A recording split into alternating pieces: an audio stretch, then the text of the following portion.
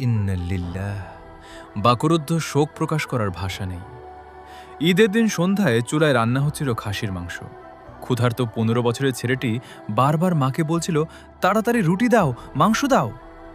কিন্তু মায়ের হাতের সেই রান্না আর মুখে তোলা হলো না কিশোর মোহাম্মদ ইব্রাহিমের।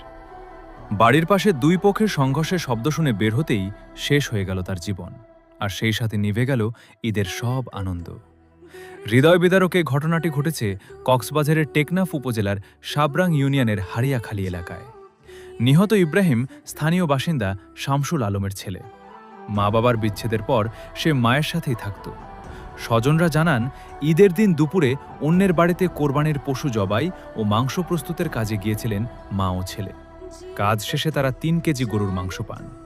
সন্ধ্যায় সেই মাংস নিয়ে বাড়ি ফিরে দ্রুত রান্না শেষ করার জন্য মাকে তাগাদা দিচ্ছিল ইব্রাহিম। কিন্তু মাংস পুরো সেদ্ধ হওয়ার আগেই বাইরে ঝগড়ার শব্দ শুনে সে ঘর থেকে দৌড়ে বের হয়ে যায়।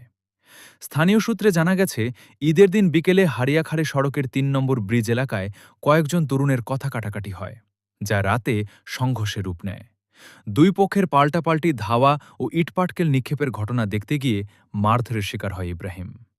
গুরুতর আহত অবস্থায় তাকে প্রথমে টেকনাফ উপজেলা স্বাস্থ্য কমপ্লেক্স এবং পরে কক্সবাজার সদর হাসপাতালে নেওয়ার পথে তার মৃত্যু হয়। ছেলের শেষ মুহূর্তের স্মৃতি বলতে গিয়ে কান্নায় ভেঙে পড়েন মা নূর নাহার বেগম। তিনি অভিযোগ করেন, স্থানীয় কয়েকজন যুবক তার ছেলেকে বেধড়ক মারধর করে হত্যা করেছে। তিনি এই নির্মম হত্যাকাণ্ডের বিচার দাবি করেছেন।